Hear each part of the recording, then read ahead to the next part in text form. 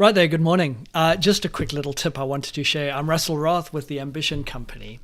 And a quick little tip I want to share on communications today. In fact, I had the opportunity to go and see Rory Sutherland of Ogilvy fame and one of the great behavioral scientists a couple of years ago in Toronto. And what I love about Rory is his message is irreverent and it makes you think, it makes you question.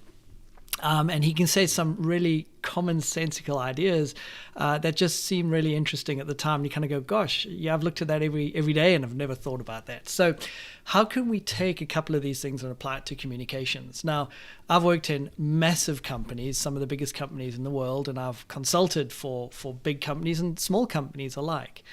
Here's something that I see, and I kind of see it all the time.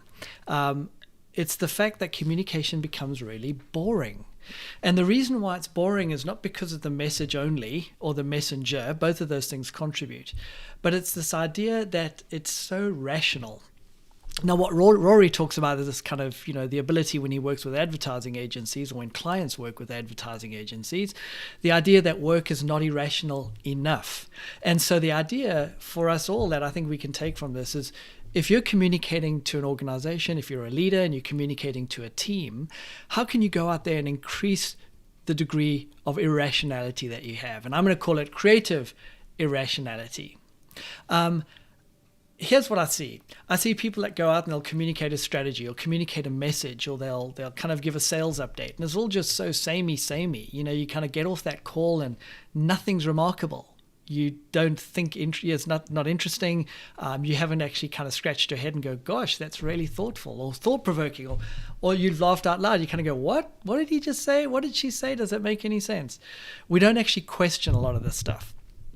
Sadly, that means it's not actually resonating a lot of the time. We kind of nod our heads and we've all been in those town halls where everybody says what's expected and there's nothing exciting. And every once in a while, you get somebody who gets up there and just speaks like it is. And wow, it's so refreshing, right? So here's a little tool that I'd love to encourage us to kind of think about using. If we have a scale, right? And over here, we have entirely rational messages, rational conversations. It just makes sense, right? And over here, we're going to have entirely irrational. What I'm going to suggest is that right now, on a scale of being rational, we're kind of scoring at a 10 out of 10. We're trying really hard to make a message rational, trying to make it hit like, there's nothing left to question. It makes perfect sense. And so we kind of place it right about there. That's where our messages are. What I'd love to encourage us to do is to just kind of take a few little strides in the direction of irrationality. Right? Think about the campaign around Got Milk.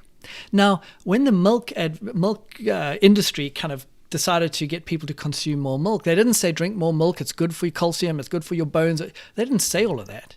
In fact, and as Steve Jobs pointed out, they talked about got milk. It doesn't talk about milk, it talks about the absence of the product. That makes you think. And what happened after that? Well, the consumption of milk skyrocketed because people stopped and kind of thought about it. Are people stopping and thinking about what we're saying? Whether it's a strategy we're trying to impart and we're trying to get people to change behavior or do something differently, I'm not altogether sure.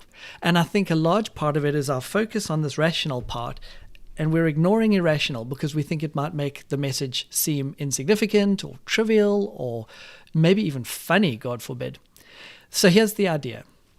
Let's see if we can shift a little bit more to being a wee bit more irrational, a little bit more humor, a little bit more irreverence.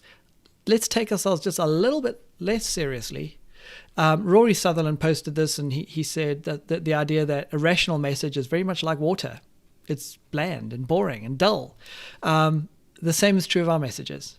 Bland, boring, and dull doesn't get the message through. We want exciting and we want to inspire. So dial up the irrationality. Be a bit creative.